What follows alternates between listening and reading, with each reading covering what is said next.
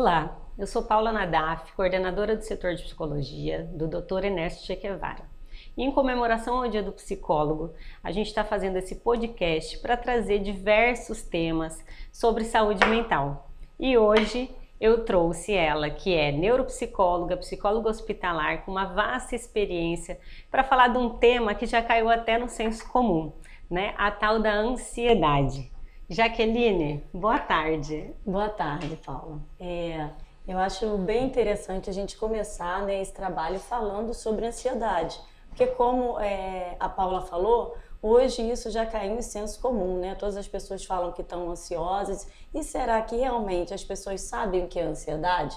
Que existe uma diferença muito grande, né, Jaque, da ansiedade como patologia, quando ela de alguma forma já está aí paralisando, ou vindo em forma de sintomas, e para aquele outra ansiedade que a gente costuma dizer quando está ali à espera de algo, ou quando está com alguma inquietação, né? Eu acho que quando a gente vê no dia a dia as pessoas, a gente fica difícil, né, conseguir mensurar se essa ansiedade vai para além ou se é essa ansiedade do senso comum, como, né, a gente às vezes banaliza algumas situações e a ansiedade é uma delas, né? Vamos falar um pouco dos sintomas? Verdade. A questão da ansiedade, às vezes até quando a gente comenta sobre isso e fala que a ansiedade na verdade, ela que faz a gente se movimentar, né? Que faz a gente trabalhar, estudar, é esse excesso de energia. E por si só somos ansiosos, né? Exatamente. A gente tem até um estudo que fala que lá, né, há milhares de anos, né, quando a gente vê os primatas, e lá como que era a vida deles. Eles tinham, na verdade, dois objetivos, que era fugir ou lutar, né? Eles ficavam lutando para uma presa ou fugindo para não ser uma presa. Então, desde esse tempo, a gente tem o quê? Um pensamento alerta. O que é ansiedade? É quando a gente está ali alerta para alguma coisa. E ansiedade, exatamente, no momento eu estou aqui ansiosa. Por quê? Porque estava aguardando uma expectativa de estar fazendo esse trabalho. Mas essa ansiedade aqui, ela é patológica? Não. Ela é que me fez buscar mais conhecimento, né, de estar aqui, para a gente estar falando sobre isso. Então, todos nós temos ansiedade. E é exatamente isso. Quando que isso se torna patológico? O que eu tenho que estar, assim, ao seu ver, né, observando para conseguir distinguir se isso é algo que só me movimenta, que me tira ali da zona de conforto, e quando já está, assim, além de prejudicando, né, que isso a gente consegue mensurar melhor, mas quando está indo para além, quando eu preciso já da ajuda de algum profissional da área. Eu acho que um ponto bem importante é quando você percebe que a ansiedade está comprometendo a sua rotina. Quando ela começa a paralisar algumas coisas que você precisa fazer. Quando você deixa de ir a algum lugar porque você tem ansiedade. Quando você deixa de encarar algum desafio, uma entrevista de trabalho. Então, quando você é desafiado para alguma coisa no seu dia a dia, no trabalho. Então, primeiro lugar, quando isso afetar o seu dia a dia. A ansiedade vem para cada um de forma diferente, em momentos diferentes, com sintomas parecidos, mas singulares. E eu queria, assim, falar um pouco, Jaque, disso, assim, a ansiedade, ela é mutante, né? E às vezes pode estar tudo bem, de repente ela apareceu, ela pode vir nos dando sinais. Temos vários tipos de ansiedade, não é mesmo? E a ansiedade, ela pode surgir por situações que a gente passa na vida, como situações pós-traumáticas. Às vezes a pessoa passa por um acidente, por uma perda, às vezes a separação, né, o divórcio. Algo inesperado mesmo, né? Sim. E aí, hoje a gente vê que a ansiedade está atingindo até as nossas crianças. E cada vez isso está aumentando mais. Né? Então, ficar alerta, né? Porque você pode não ser uma pessoa tão ansiosa, mas pode acontecer algo na sua vida que possa estar aí desencadeando a ansiedade. E aí, mais uma vez, buscar ajuda. E aí, quais são os sintomas, né, que a gente mais vê? Assim, é a falta de ar, né? Ataque cardíaco, dor no peito. Algumas pessoas têm ânsia de vômito, outras desmaiam. São vários os sintomas. Algumas pessoas chegam até a desmaiar. Acho importante até a gente falar Quantas pessoas hoje chegam num hospital, né, de urgência e emergência, e aí com todos esses sintomas, achando que está infartando. Bate o eletro, faz toda a avaliação clínica, e aí o médico fala, né, olha, você não tem nenhum problema cardíaco. O seu problema provavelmente é a ansiedade. E isso não quer dizer que a pessoa deixou de sentir, ela realmente está sentindo tudo isso. O corpo respondendo aquilo, isso, né? E a gente precisa olhar para isso de uma forma onde, eu costumo dizer, né, que a conduta do psicólogo, ela é sempre olhando um todo, né, que essa história do corpo e a mente, há muito tempo a gente sabe que isso não existe, que um rege o outro. E a gente pensa nos sintomas, tanto da crise de ansiedade, depressão, como outros que a gente vai falar aqui, quando a gente descarta todos os fatores clínicos, né, quando a gente vê que aquela pessoa ali está clinicamente tudo em ordem e existem sintomas de desestabilidade, como taquicardia, sudorese, sem explicação clínica, a gente pode, né, falar que é puramente um sintoma ali psíquico, emocional, né? E eu adorei que você falou isso, assim, quando a gente começa a sentir que está atrapalhando no dia a dia, e o ansioso, ele tem por característica ser muito negativo, né? O ansioso, ele está ali pensando sempre no futuro, diferente do deprimido, que às vezes fica ali com o foco no passado, o ansioso fica sempre com foco no futuro, no que vai acontecer, no que está por vir, muitas vezes deixando de viver o agora, e muitas vezes projetando de forma negativa, não vai dar certo, não vou conseguir, algo vai acontecer, não sou capaz. Então esses pensamentos que levam a essas crenças limitantes é muito característico do ser ansioso, né? E uma coisa que eu acho que a gente estava aqui conversando um pouco antes de iniciar, né? Um dos sintomas que eu sinto assim que aparece ali quase que de imediato junto com a ansiedade, que é a insônia, né? Que ela dá ali um sinalzinho de que as coisas não andam tão bem. E a gente acho que podia falar um pouco disso, né? De como é essa insônia no ser ansioso. Assim, a questão da insônia geralmente está ligada, né, à ansiedade. Quando não tem um fator aí clínico, né, como você falou, tem essa ligação. Na verdade, como que se dá a ansiedade? É através dos pensamentos automáticos, né? O que são esses pensamentos automáticos? São os pensamentos que invadem a nossa cabeça. Quantas pessoas falam assim, gente, a minha cabeça é um turbilhão de pensamentos, é um atrás do outro, e aquilo vai me causando ansiedade. Por quê? Porque o pensamento automático a gente não quer pensar, mas ele vem, né? E ele vem com qual forma? Distorcido sobre isso. Olha, eu não vou conseguir trabalhar, vai ter algum problema, se eu for viajar, será que vai acontecer algum acidente? E se meu pai morrer? Então, esses pensamentos são geralmente negativos. E aí começa você ficar, o seu cérebro entende que você está numa situação de perigo sem estar, né? E aí você começa a entrar no estado de alerta. E muitas vezes isso acontece quando a gente vai dormir. Por quê? Porque a gente para tudo, todas as atividades, a gente está sem algum tipo de estímulo, porque enquanto a gente está fazendo as coisas, a gente acaba distraindo. Mas quando você deita e tem aquele silêncio, aí parece que o seu cérebro fica, né? Aquelas conversas, né? E aqueles pensamentos, e aí você tem dificuldade de pegar no sono, porque os pensamentos não deixam, você começa a ficar mais ansiosa, e aquilo parece um ciclo impedindo que você consiga dormir. E quando você pega no sono, você vai ter aquele sono que não é reparador, você vai acordar muitas vezes. E qual é a tendência? Quando a gente acorda cansado, a gente acorda com o humor desestabilizado, tem essa alteração e fica mais ansioso. E vai virando uma bola de neve, né? Porque falar, a insônia leva a ansiedade leva a insônia, né? E é isso, às vezes a gente entra num processo da insônia, por exemplo, uma noite mal dormida, até que vai, 2 noites mal dormidas, você até consegue ali dar conta do seu dia a dia de alguma forma, mas quando isso vai se estendendo, o corpo vai dando sinal, a mente vai dando um sinal de esgotamento, né? Eu costumo comparar isso aos plantões, né? As pessoas que costumam dar plantão, você aguenta dar um plantão de 24,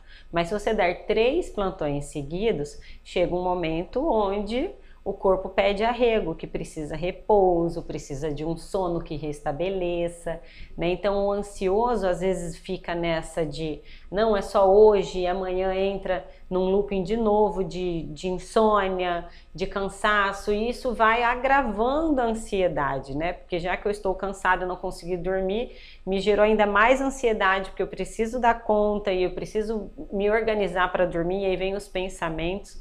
E nessa hora, eu já devo estar buscando um profissional psicólogo. Quais são os outros profissionais que você indicaria, né, a pessoa ansiosa procurar? Eu acho importante que a gente tem que estar buscando aquele profissional que está realmente ligado à saúde mental, que seria o psicólogo, né, e o psiquiatra, se houver necessidade. E essa questão, como você falou, né, do sono e como isso vai envolvendo, o problema é que a gente naturaliza. A gente fica tão no automático, né, nesse mecânico, que a gente acaba achando que isso é normal. Por isso que as pessoas não buscam ajuda. E vão desencadeando outras doenças, né? Eu vejo isso assim, quando o paciente chega pra gente, né?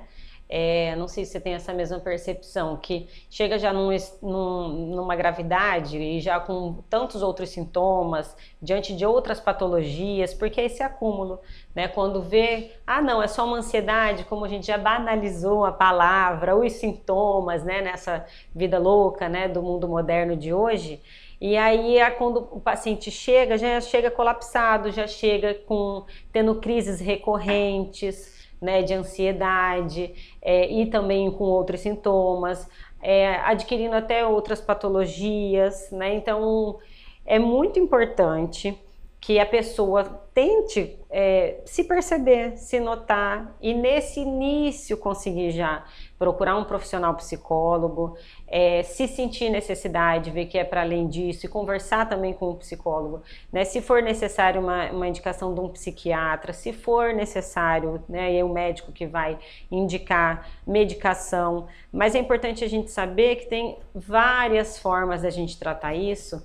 E eu costumo sempre dizer nas minhas falas que eu acredito que a cura é primitiva, no sentido que a gente vai vivendo essa vida moderna, tentando se adequar à correria da vida e esquece de coisas básicas que o nosso corpo pede, de adotar no dia a dia coisas primitivas que fazem a gente se restabelecer, né? Por exemplo, rotina do sono, as pessoas que são ansiosas e que com certeza sofrem de insônia, você adotando uma rotina de sono, você se preparando para aquilo, respeitando o horário que o corpo libera os hormônios, a dopamina, a serotonina, entendendo o seu intestino, sua alimentação, conseguindo conduzir a vida, olhando e sentindo o que seu corpo necessita, isso já é um caminho.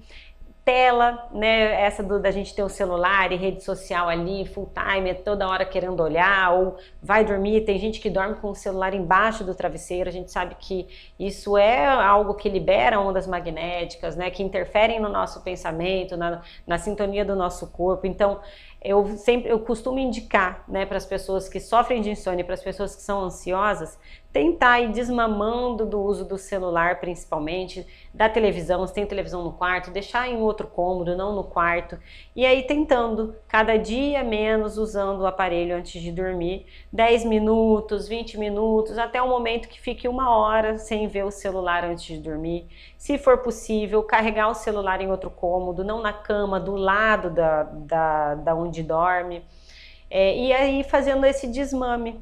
Porque a gente fica, né, com muitos estímulos que o nosso cérebro produz, a gente fica ali ligado, mesmo quando a gente está cansado, e isso gera ansiedade. Então, se eu achar que eu vou tratar da minha ansiedade com uma pílula mágica, que eu vou começar a tomar medicação e não vou dar vazão para isso, né, eu vou estar sendo curada, é um engano, né, Jaque? É a mudança de comportamento, né?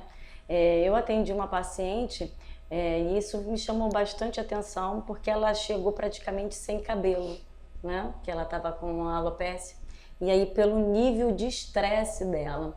E aí ela foi a primeira vez, foi feita uma triagem e ela falou, não preciso de terapia, eu não preciso de psicólogo, né? Eu tô tomando um chazinho, tô ficando bem. Quer dizer, você olhava para ela e via que ela realmente, ela estava muito mal. Assim, muita queda de cabelo, emagrecida, olheiras, mas ela não admitia, ela não conseguia enxergar. Então, o caminho é primeiro você reconhecer, é isso, é o autoconhecimento, é entender como que você está, é perceber os sinais. E a partir daí a gente tem mudança. Se dá o direito, né, de também adoecer, porque eu vejo principalmente os homens, eu acho que ficam ainda mais nessa resistência de buscar suporte, de buscar ajuda, de saber que o fardo pode ser mais leve sim quando a gente busca ajuda. Assim é quando a gente tem um problema cardíaco, procura o cardiologista, assim é quando a gente precisa de um apoio com um filho, assim é quando a gente precisa, não está dando conta de limpar a casa e precisa de um suporte de alguém que auxilie nisso, né? E o porquê não contar com esse suporte quando se trata de saúde mental, né? E aí você tocou num assunto muito legal, porque existe aí a questão do preconceito. Porque a gente está em 2024, né? Mas ainda existe essa questão. Psicólogo é coisa de gente fraca, né? E psiquiatra é coisa de gente maluca, ainda usando esse termo. Então a gente precisa desmistificar isso, porque foi como você falou, a gente fala, é saúde mental. Né, já está dizendo saúde mental, uma questão de doença, uma questão de transtorno. E assim como a gente busca todos os profissionais especialistas, a gente também tem que procurar quando se fala na nossa mente, no nosso emocional. E eu acho que a maior dificuldade é essa, principalmente para o homem, né, que vem aí por uma cultura que tem que ser forte, que não pode chorar e que, sabe, não pode demonstrar uma fraqueza, e ele entende que é uma fraqueza, não consegue enxergar isso como uma questão de saúde, acaba não procurando, e aí quando chega a buscar, está num nível de adoecimento muito sério, né? E quando você fala a questão do sono, né? Quando chega um paciente, a primeira coisa que eu pergunto é a questão do sono. Não tem como eu tratar nada antes que eu trate a qualidade do sono, porque se eu não tenho sono reparador, eu vou ter o quê? Eu não vou ter um problema de memória, eu vou ter déficit cognitivo, né? Eu vou ter alteração de humor, eu vou ter falta de energia. Então, assim, como que eu vou tratar uma pessoa se eu não vou lá na base? Eu preciso, né, melhorar a qualidade de sono. E se com a higiene do sono, que exatamente são alguns comportamentos que a gente precisa mudar, não tomar água após um horário, se preparar durante o dia para a sua noite de sono, porque a gente se prepara para o dia. Só que a gente passa 1/3 da nossa vida dormindo. Existe uma lógica para isso. Então, esse tempo que a gente está dormindo, a gente tem que ter qualidade. Vamos falar um pouco disso, da higiene do sono, voltar nesse assunto? E vamos ver se você aí está fazendo isso ou tem alguma coisa desregrada. E se tiver, começa a fazer e vê se melhorou. Eu costumo, assim, observar que quando a gente tem um bebê em casa, quando a gente tem alguém pequeno, a gente faz esse preparo com a criança, né? De preparar a cama, preparar o banho, a roupa ideal, o cenário ideal para que aquela criança durma bem. E a gente vai crescendo e tende a se esquecer disso, né? Então, é importante a gente voltar para isso e fazer isso também com as nossas crianças no período de férias e principalmente os que não estão de férias, para que a criança durma muito bem e para que a gente também consiga se restabelecer e fazendo essa higiene do sono. Então, acho que primeiro a gente fazer com que o ambiente que a gente durma seja confortável, né, dentro da realidade de cada um, mas fazendo com que a gente sinta prazer em estar ali naquele ambiente. Eu costumo dizer também que é muito importante a gente ter uma roupa própria para isso, né? Mesmo que não seja um pijama, tem gente que não gosta de pijama, mas então adote aquelas roupas que são a roupa de dormir. Tomar um banho, né, antes de dormir, relaxante, né, para realmente sentir a água caindo, sentir o músculo distensionando. O que mais que a gente pode falar da higiene do sono? Evitar televisão no quarto, né, essa questão realmente do aparelho celular. E isso, colocar assim, o que você puder dentro daquilo que você tem condições, né, uma roupa de cama agradável, a gente, na verdade, se dedicar a isso, a ter bons travesseiros dentro daquilo que você pode, mas se sentir confortável ali, né?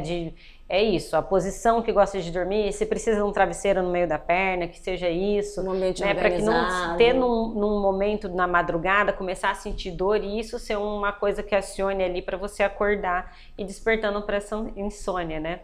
Outra coisa que a gente precisa é uma iluminação adequada, né? Não, é muito importante não ficar dormindo cheio de luzes acesas. Muitos estímulos. Muitos estímulos, e também não totalmente no breu, porque quando o dia nasce, que a gente precisa dormir bem e acordar bem também. Eu preciso ter alguma incidência de luz ali para me dar notícia de que eu preciso acordar e aos poucos meu corpo ir entendendo esse processo. A questão da roupa parece bobagem, né? Mas aí a neurociência fala sobre isso. Quando você tem uma roupa apropriada e você veste aquela roupa, o que acontece? O seu cérebro entende que é a hora de dormir, é a hora de descansar. Então isso favorece para que você consiga pegar no sono com mais facilidade. E a rotina, dentro daquilo que a gente pode, ter uma rotina, tanto de momento, o horário para você dormir, para você acordar. E aí as pessoas, 1h da manhã, outro dia 11, e isso aí interfere muito, porque o seu cérebro precisa entender qual é o horário que você está habituado, para que ele vá se preparando. Então, criar uma rotina de sono e se preparar durante o dia, eu acho que é um dos caminhos. É fazer o básico. Parece que a gente quer fazer, sabe, florir muito as coisas, mas tentar se alimentar bem, praticar uma atividade física, pegar sol e dormir bem. A gente vai diminuir de forma assim significativa o nível de ansiedade aí da população. E se vê que está mesmo assim adotando uma rotina nova, mesmo tendo consciência disso, e mesmo assim vê que está muito difícil lidar, que mesmo assim está ainda tendo, né, muitas crises de ansiedade ou indo para esse caminho de, né, tensionar sempre, procura um profissional. A gente tem profissionais disponíveis, tanto online quanto presencial, de acesso fácil, tanto os profissionais da psicologia, da psiquiatria, a gente consegue acessá-los de alguma forma, pelo menos por uma orientação, e só não ficar confortável em estar desconfortável. A ansiedade está aí, presente no nosso dia, quase que de bandeja aí para todo mundo, mas existem mitos e verdades sobre ela, e eu acho muito importante a gente falar sobre isso. A questão de que a ansiedade é algo negativo, né? A ansiedade não é negativa, é ela realmente que faz a gente se mover, né? Que faz a gente buscar caminhos e estar trabalhando, estudando e marcando viagens, enfim, ela nos motiva. Só né, negativa quando a gente acaba passando do limite, quando isso perde controle. Quando a gente já não consegue mais gerenciar, e aí ela se torna patológica. E aí quando se torna patológico, muitas vezes a tendência é ir para uma ansiedade, um transtorno, né? Que é o transtorno de ansiedade generalizada, que as pessoas falam como TAG, que aí é um excesso de crises de ansiedade, onde muitas vezes você para no hospital e aí você tem crises cada vez mais constantes e mais intensas. Então essa história de que vai passar, foi só uma vez, um caso isolado, não é bem assim, né? A gente tem que ficar mais de olho, né? Porque houve um gatilho para que essa crise, para que tivesse essa crise. E quem é que vai, no caso, impedir que esse gatilho retorne? A gente precisa entender por que houve essa crise, entender a base do problema para que a gente possa identificar o que está causando isso. E aí, assim, como é que vai passar? E tratando desde o início, né? Não esperar o copo transbordar, né? Isso virar uma fobia social, né? Um transtorno de ansiedade generalizada, síndrome do pânico, né? Enfim, até uma depressão. E aí eu acho que isso então é um essa história legal. De que não é nada, não, né? É um transtorno que requer tratamento, né? Psicológico, médico. Então essa história, né, Jaque, que vai passar, que foi só um caso, não é bem assim, né? A gente precisa olhar para isso de um outro lugar, justamente para ir tentando tratar desde o início e não deixar que o copo transborde, né? E que é sim, né, um transtorno, isso não é qualquer coisa, né? Isso aí está inserido onde a gente precisa, sim, de tratamento psicológico, médico. E eu acho que a gente poderia estar assim, finalizando falando sobre algo que praticamente 90% dos pacientes se queixam sobre as pessoas não entendem, né, o que eu estou sentindo, as pessoas não respeitam, elas dizem que é fraqueza, que isso vai passar, que isso é frescura. E aí eu trago a reflexão sobre Você tem valorizado isso? Você tem validado isso? Você tem identificado realmente que você não está bem, que isso é uma questão de saúde mental? Porque o que acontece é que a gente que está sentindo todos esses sintomas, muitas vezes a gente se acha fraco, muitas vezes a gente realmente acha que... banaliza, né? E aí você fica se criticando porque está sentindo isso, se sente desconfortável de estar falando sobre esse assunto. Então, quer dizer que nem você consegue, sabe, se respeitar, consegue realmente ter consciência do que você está sentindo, como que o outro vai, né, tá fazendo? Compreender sua limitação, e aí, né? como que o outro vai respeitar seu espaço seguro, então, né? isso tem que começar, tem que partir de mim. Eu preciso entender, né, quais são os sintomas, o que isso tem me prejudicado, né, como isso tem afetado a minha vida, para que o outro comece a enxergar de outra forma. Mas tem que partir de mim. E assim, e as outras pessoas simplesmente elas vão falar, mas eu tenho que ter consciência e é isso que importa. E buscar sempre ajuda, né? É isso aí, gente. O Brasil é o país mais ansioso que existe. E a gente precisa olhar para isso com carinho. Então, se você ouviu a gente, sentiu que tem alguns sintomas, ouviu que essa ansiedade está exacerbada de forma a te paralisar e não a te motivar, busque ajuda. Obrigada, Jaque. Obrigada. Até a próxima. Tchau, tchau.